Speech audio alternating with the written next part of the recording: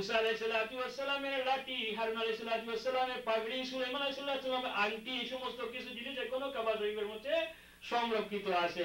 ওই লাঠি মুসা আলাইহিস সালাম যদি ছাড়েন তাহলে সেটা সাপ হয়, আমি যদি লাঠিটা হাত দিয়ে ছাড়ি সেটা সাপ হবে না। একটা ঘটনা বললে আমরা বুঝতে পারবেন।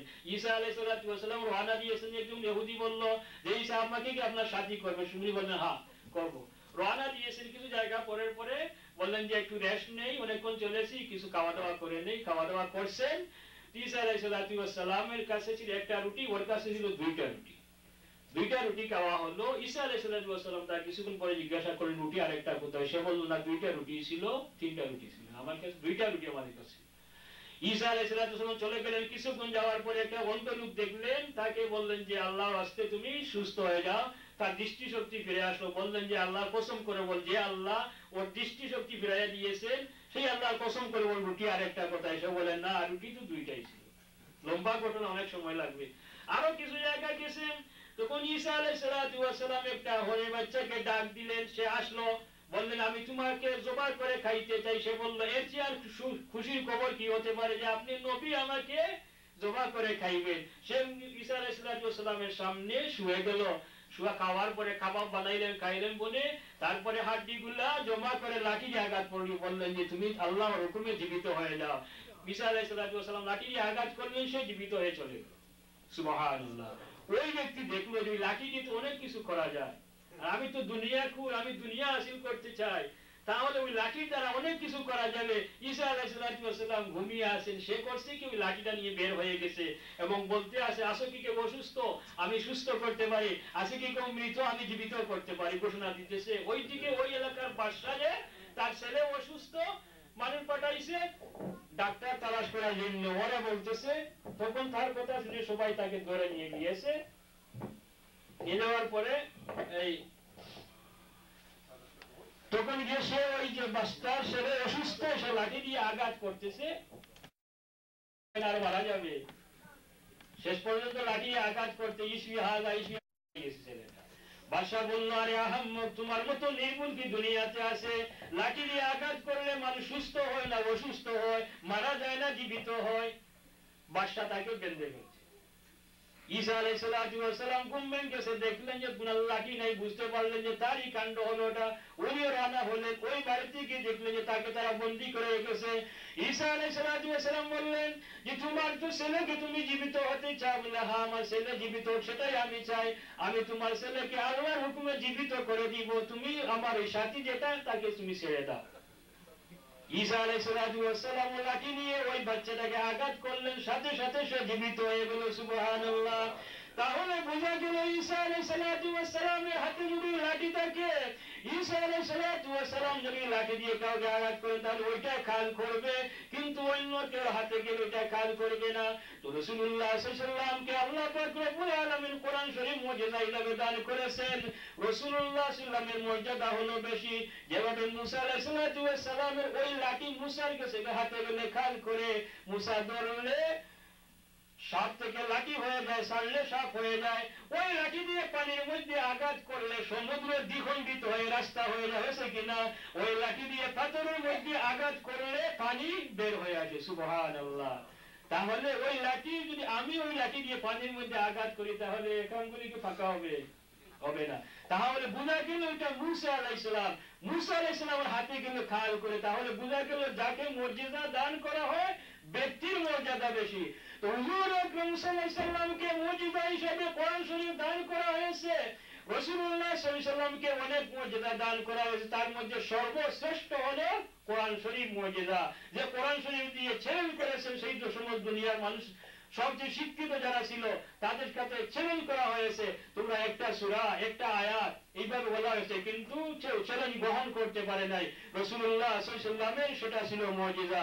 তো যেদিন কোরআন শরীফের মুজিজা রাসূলুল্লাহ কে যে মুজিজা দান করা হয়েছে কোরআন শরীফ, সেই কোরআন শরীফ যে মাসে নাজিল হলো সেই মাসে যদি মর্যাদা বেশি হয়, যে রাত্রে নাজিল হলো সেই রাত্রের মর্যাদা বেশি হয়ে যায়, তাহলে যে মাসে রাসূলুল্লাহ সাল্লাল্লাহু আলাইহি ওয়াসাল্লাম যাকে সৃষ্টি না করলে কোরআন শরীফ পাইতাম না, যাকে সৃষ্টি না করলে শবে কদর পাইতাম না, যাকে সৃষ্টি না করলে আমরা দুনিয়াতে আসতাম না, উনি যে রাত্রিতে যে মাসে দুনিয়াতে আগমন করলেন সেই মাসের মর্যাদা বেশি হবে কিনা?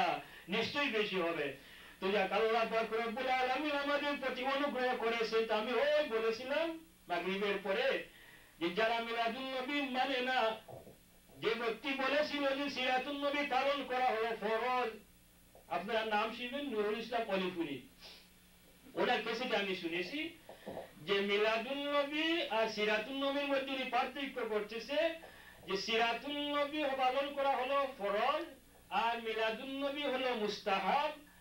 আর মিলাদুন নবী করলে তিনটা ফায়দা হয়, বলেন সুবহানাল্লাহ। মিলাদুন নবী, নবীর জন্ম আলোচনা করলে তিনটা ফায়দা হয়। একটা হলো এটা নবুয়তের দলিল পাওয়া যায়, প্রমাণ হয়। আরেকটা হলো মহব্বত বাড়ে, আরেকটা হলো সওয়াব পাওয়া যায়। সুবহানাল্লাহ।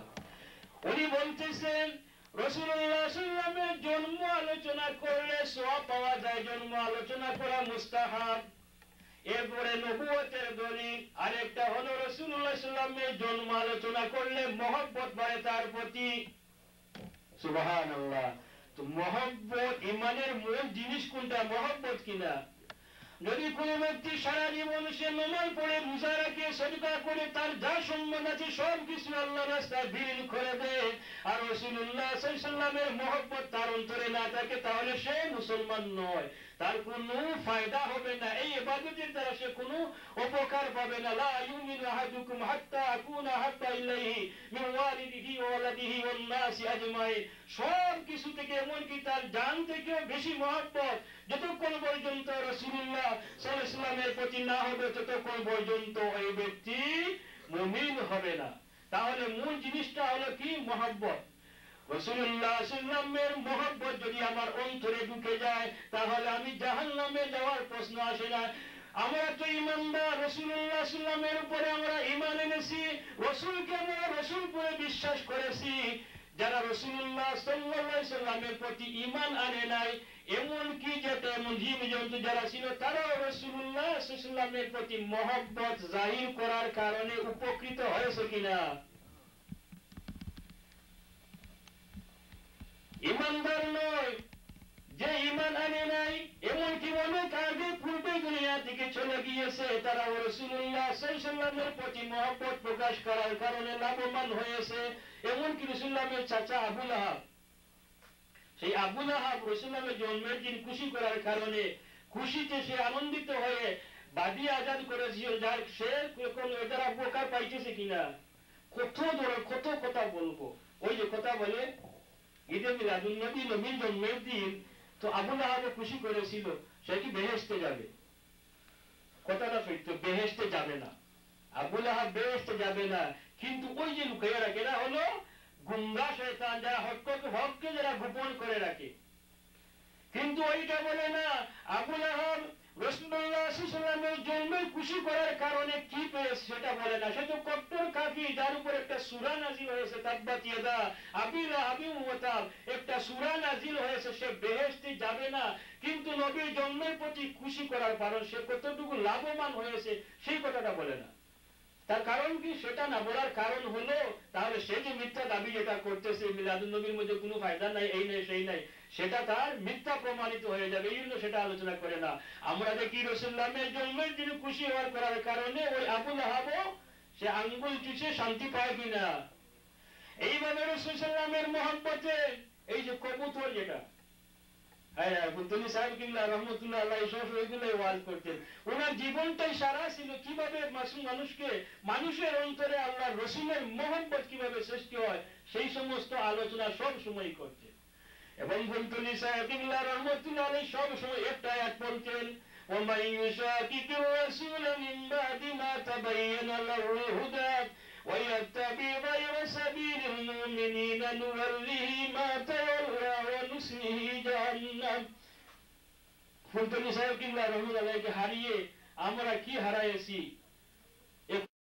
হারাইছি, এখন আমরা বুঝতে পারবো কি সম্পদ আমাদের জন্য ছিলেন। হায় রে হায়, ফুলতলী সাহেব কিবলা রহমতুল্লাহ আলাইহি আমাদের জন্য কি ছিলেন। আজকে যারা আমরা হারিয়েছি, যারা ওনার পরিচয় পেয়েছি, তারা বুঝতে পারতেছে উনি কি ছিলেন। রসুল্লামকে যারা চিনেছে, যারা জেনেছে, তারাই বুঝতে পেরেছে রসুল্লামের মোকাম কোথায়, ওনার উচ্চ স্থান কোথায়। এই জন্য আমরা মিলাদুন নবীর আলোচনা করি। আলোচনা করলে রসুলের গুণাগুণ জানা যায়। আর একজন মানুষের যত আমি বেশি গুণাগুণ জানবো, তত তার প্রতি ঘৃণা হবে, নাকি? নাউজুবিল্লাহ। একজন মানুষের যখন গুণাগুণ আমি জানবো, তখন তার প্রতি আমার মহব্বত হবে। এইভাবে দেখা যায় যারা কবুতর রসুল্লামকে মহব্বতের প্রকাশ করেছিল রসুলের প্রতি, এই জন্য সে ঘরে বসে বসে খাবার পায়। মাকড়সা হিজরত যখন করছে গাড়ে শুয়ে সেখানে জাল বুনেছেন, এই জন্য আল্লাহ তাকে ব্যবস্থা করে দিয়েছেন যে সে তার জালের মধ্যে বসেই সেখানে খাবার এসে বসে যায়, সে পায়। এইভাবে অনেক কিছু আমরা শেষ হবে না। মূল কথা হলো যে মিলাদুন আছে, কিন্তু সিরাতুন নবীর মধ্যে যে প্রশ্নগুলো আসে, সিরাতুন নবীর মধ্যে মিলাদুন নবী নাই।